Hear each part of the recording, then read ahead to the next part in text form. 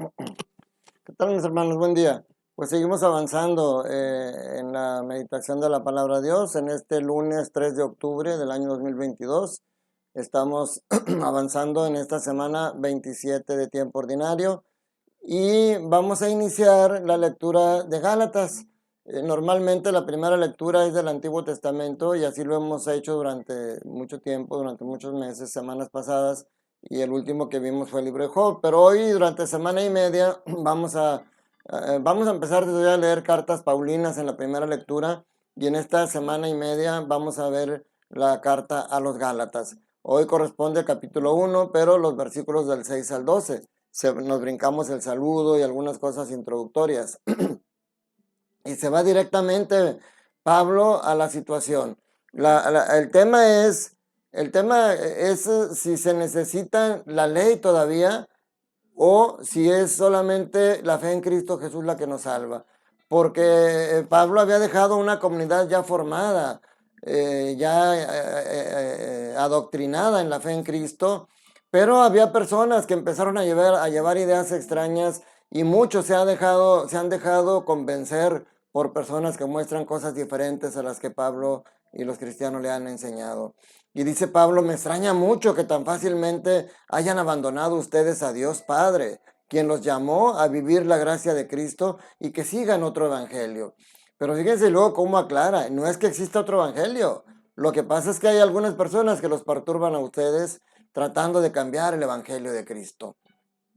Sobre todo había un grupo judaizante, o sea, judíos convertidos al cristianismo, que estaban pugnando por volver, aún siendo ahora bajo esta fe de cristianos, volver a la ley de Moisés, volver a cumplir, y sobre todo querían que los paganos también convertidos tenían que cumplir con la ley de Moisés.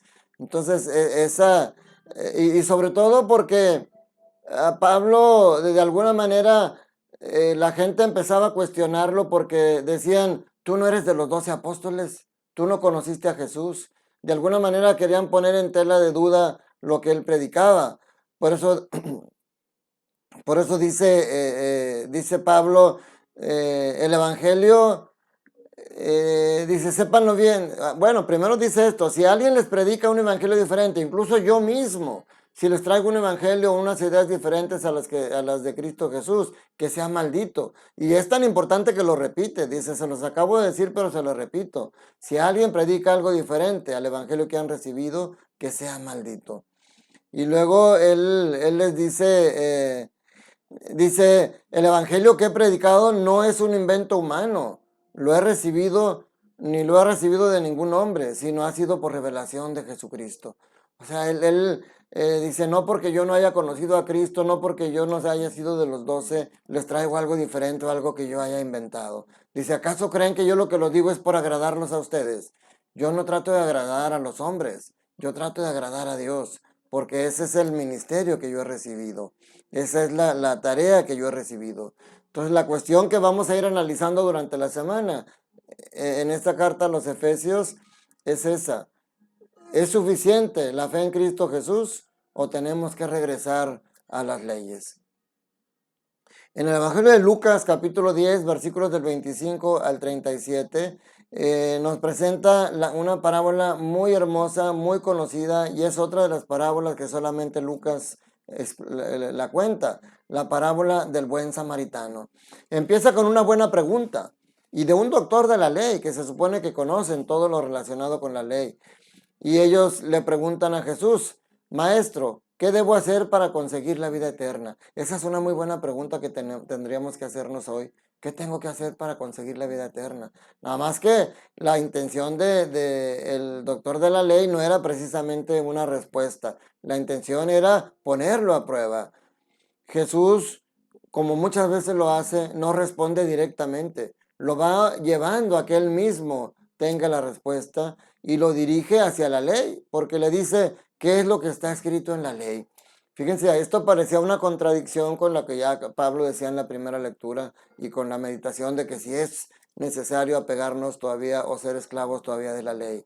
Pero fíjense, aquí hay que recordar que una cosa es la ley de Dios, una cosa son los 10 mandamientos, y otra cosa es la ley de Moisés o la ley judía, porque la ley, cuando se referían a la ley de Moisés, se referían a los más de 600 preceptos que tenían, como lavarse las manos hasta los codos, como purificar los vasos por fuera, como ayunar 2 veces por semana, como la observancia del sábado a una costa del sufrimiento del hermano. O sea, ese no es la ley a la que a la que Jesús remite al escriba. Y el escriba parece entenderlo, porque cuando le dice qué es lo que está escrito en la ley, qué lees en ella, el doctor le dice, amarás al Señor tu Dios con todo tu corazón, con toda tu alma, con toda tu fuerza y con todo tu ser, y a tu prójimo como a ti mismo. O sea, algo que ya está escrito en la ley, porque está en el Deuteronomio y en el Levítico. Y Jesús le dice, has contestado bien, si haces eso vivirás. Pero obviamente el doctor de la ley no se queda con esa respuesta porque siente que no logró el cometido que hacía con la pregunta. Entonces le pregunta ahora, ¿y quién es mi prójimo? Y entonces Jesús cuenta esta hermosa historia de un hombre que va y es asaltado, es golpeado, es maltratado. Aquí dos personajes muy apegados a la ley y muy buenas personas, como es un sacerdote y un levita, quedan muy mal parados porque ellos pasan de largo. Ellos son indiferentes ante la necesidad de una persona que ven sufrir a su lado y se escudan en la ley. O sea, ellos no pueden tocar un hombre ensangrentado porque estarían quedando impuros.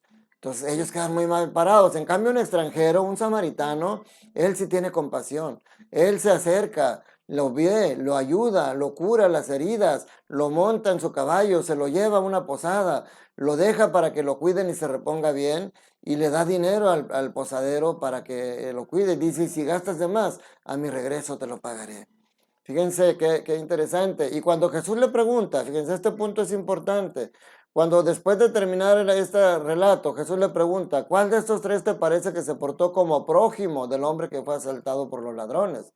El doctor de la ley le respondió, el que tuvo compasión de él. Entonces, parece ser que diríamos, el prójimo fue el samaritano, fue el prójimo del hombre herido. Entonces por eso Jesús le dice, entonces Jesús le dijo, anda y haz tú lo mismo. O sea, no es que solamente cuando ayudas a una persona se hace el prójimo. Aquí más bien de lo que se trata es de que aún a esas personas que parecen alejadas y que rechazas a los inmigrantes, a los pobres, a los pecadores que tiendes a rechazar, hazlos próximos a ti.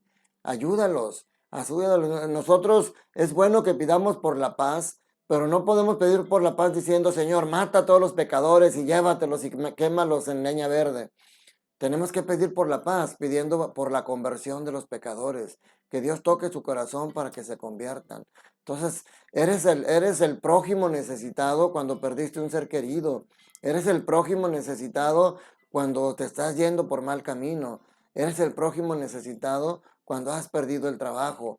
Pero tú, los que estamos alrededor de esas personas, tenemos que ser su prójimo, tenemos que ser próximos a Él, cercanos a Él y condonernos de ese dolor que está pasando y ayudarlos, si es económicamente. Este samaritano no solamente le invirtió tiempo en él, porque pudo, a lo mejor iba a trabajar, iba a algún negocio y le invirtió tiempo en poder ayudar a este hombre herido, gastó dinero de lo que él tenía al gastar sus pertenencias, gastó el dinero en la posadera y todavía le dijo, si gastas más, yo te lo voy a reponer. Entonces tú a veces tienes que ser el prójimo ayudando a otro con dinero, con cosas materiales, pero a veces tienes que ser el prójimo ayudando a otro dándole consuelo, dándole paz, dándole esperanza que tanto se necesita en estos tiempos. Entonces hoy el Señor Jesús te dice a ti, anda y haz tú lo mismo, conviértete en el prójimo y no seas indiferente ante el dolor y la necesidad de tu hermano. Que la bendición de Dios Todopoderoso, Padre, Hijo y Espíritu Santo, descienda sobre ustedes, sus trabajos, sus familias y escuelas y permanezca para siempre. Te mando un fuerte abrazo. Recuerda, Dios te ama y Dios quiere que seas feliz.